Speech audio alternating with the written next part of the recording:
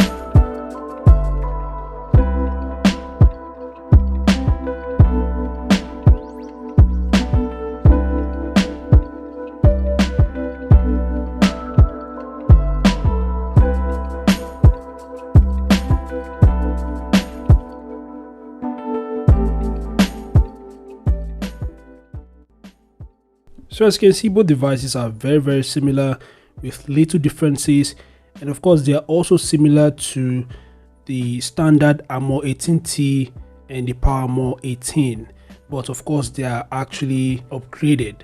Anyway, what are your thoughts about these two new rugged phones? Feel free to share them in the comment section below. Thanks for watching, subscribe to the channel, and I'll see you guys in the next update. Peace out.